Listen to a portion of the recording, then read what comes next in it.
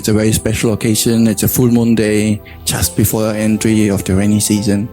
Will be the ordinations going on at SBS of 3 candidates. Venerable Mangala from Australia, Venerable Appamada from England, and then Venerable Kanti from the US. Sometimes they give this simile, like a withered leaf. A leaf that is still hanging on the tree, but is already a very old leaf. It is just hanging there by a very thin thread. It's almost falling down. Often the scriptures or commentaries, they compare that to a young man or young woman who is renouncing and having plans to renounce and then just holding on a little bit still to the lay life, almost letting go until they ordain.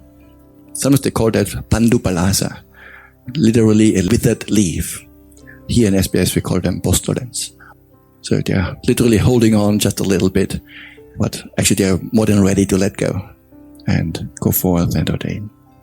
It will be quite a memorable event again, especially in the lives of these 3. And I personally always find it very uplifting when I see people having this intention of renouncing, going forth, dedicating their lives to the Buddha's teachings.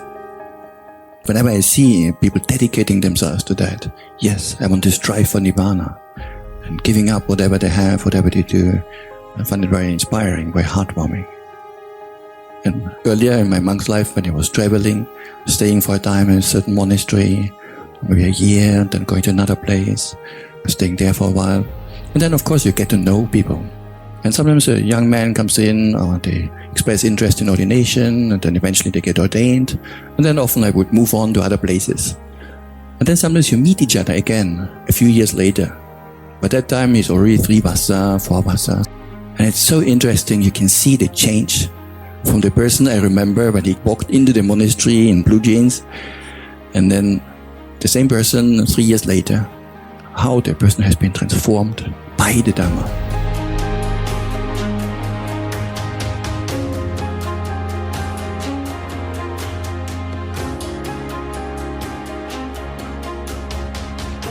Speech patterns have changed. The way the person sits, stands, walks, talks. They're understanding the wisdom of the Dhamma, they're understanding their investigation. You can see it has transformed a lot from the person whom I knew 3 or 4 years ago compared to the person I meet a few years later. So seeing the value in monastic life is uplifting to me. And then particularly that they come from so far to our little place here in Malaysia, to Taiping. There would be many options to go, but yes, they choose to come here. Why are they choosing SBS? It's the Dhamma, the teachings of the Buddha that we are practicing, promoting here, and also the approach that we always go to the suttas, to the early teachings. And also we are not just a monastery in the normal sense, but also a monk training center, where newcomers are getting a lot of guidance and training on how to be a monk. It's easy to ordain somebody. The whole procedure is over in 45 minutes, finished. That's the easy part. The difficult part comes with the training. How does he learn the various robes? How to understand the Dhamma, the Vinaya, meditation? That takes years of training. Ordination itself is the fun part.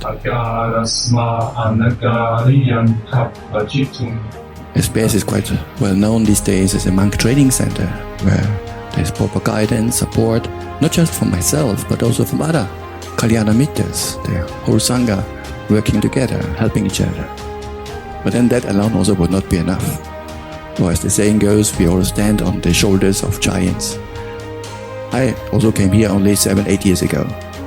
Dhammika Na actually gets much of the credit for establishing SBS, with the founding brothers and sisters who supported and had the initiative to create this place to begin with.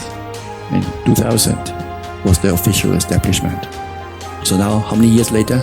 25 years already. But still we are building of what has been established by the first generation of Bhante Agajita, of course, Bhante Kumara, and then also management committee, many more people having different functions to make it possible to run this whole place. big sadhu here goes also to all the devotees and supporters to make all of that possible. Without that, our monks would be starving. So material support is good, spiritual support is here. What more can you ask for?